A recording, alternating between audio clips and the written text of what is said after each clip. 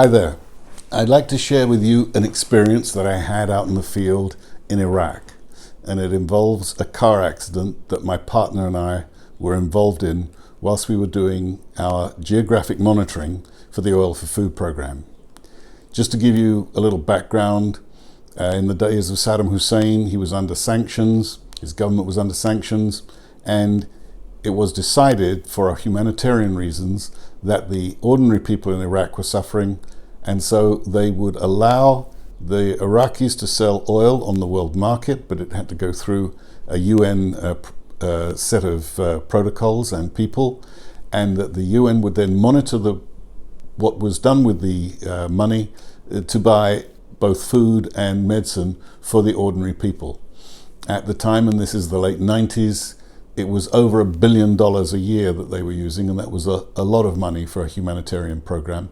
And in order to ensure that the program on the ground was actually, the food was actually reaching the right people, a whole group of monitors were put out there and were used to check who was doing what in the different parts of the mission. This slide here shows a broken UN car. This was not the car that we were traveling in, but strangely it looked very much like this on completion. So our car got into a terrible accident, and I'm now going to tell you the story of the accident.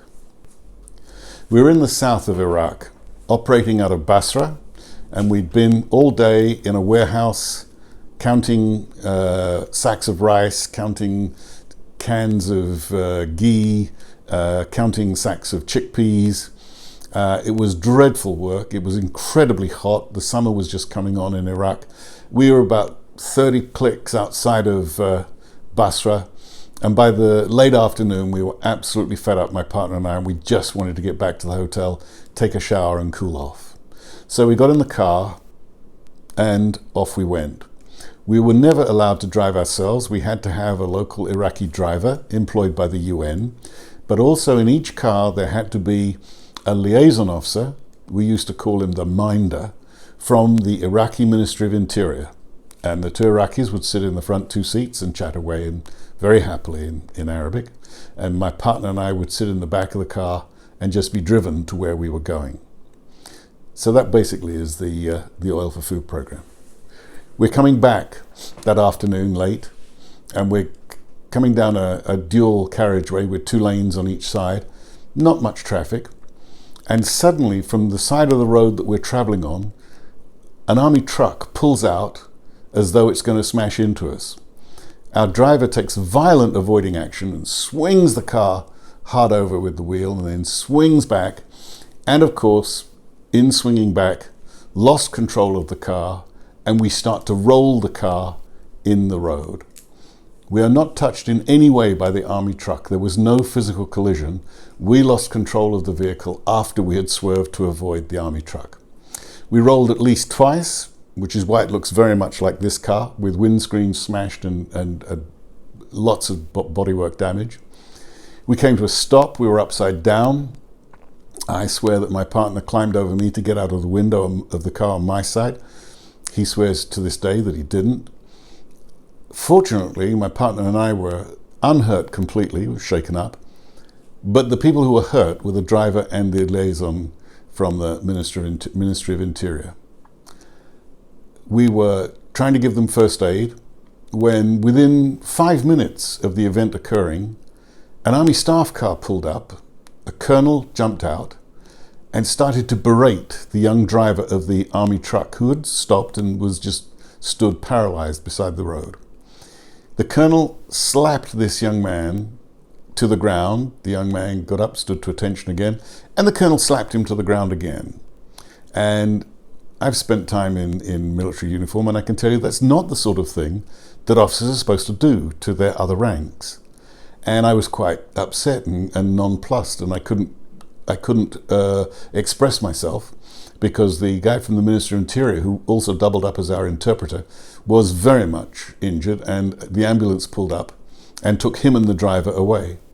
Eventually the colonel stopped slapping this boy, who was black and blue by the end of this, got back in his staff car, left the boy on the side of the road, and we, with the help of other passing motorists, managed to get our car the right way up, and believe it or not, we drove it at about 10 kilometers an hour back to Basra. That was what happened in that particular incident.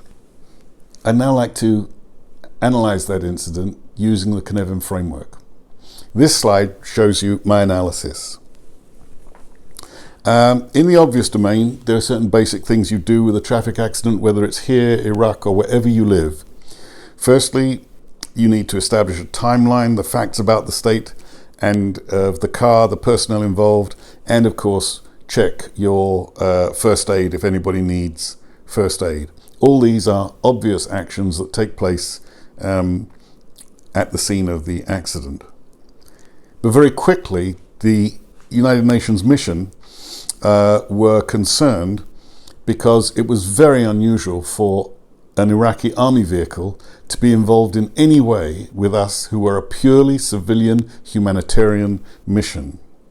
And so within 12 hours, the key personnel in the mission had got all of their liaison officers who were working at different levels within the ministry, from the working level right up to the minister's office, and they were all carefully they were given careful questionnaires of questions to ask for the appropriate level, trying to see whether the ministries knew anything about a change of attitude by the regime towards the mission. Now, this was a very difficult and sensitive thing to do. Some of the very senior officers who were liaising had to be very, very careful with what they were saying, as what they said would almost certainly get reported back to the president, who was a man known to be capable of extreme violence if he considered it necessary. And these were, the initial questions were grown organically by the different heads of department, by the different senior officers in the mission, in order to work out what was happening. Was there a change in the relationship between the government and the mission? As best we could tell, this is now a couple of weeks later, it was actually just a simple accident. There was no understanding of any premeditation, of any deliberate attempt to kill us. And the colonel's reaction, instead of being a colonel that was mad about a mission gone wrong, was just mad that an accident had happened and that his guy had been responsible for it.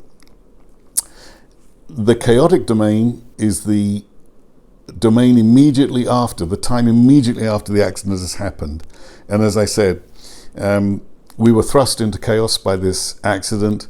We took the initial steps of checking each other, checking our two Iraqi compatriots, making sure we got what little first aid we could get for them, getting an ambulance to them, and getting them out of the area of chaos. We then started retrieving the vehicle, and of course then our next operational priority was to report to the head of mission that we'd had this terrible accident and these quite bizarre behavior of the Iraqi colonel. Basically, a careful analysis led us to believe, beyond a reasonable doubt, that it was a simple accident and it was not an attempt to demonstrate to the mission that we were unwanted and going to be under threat from then on.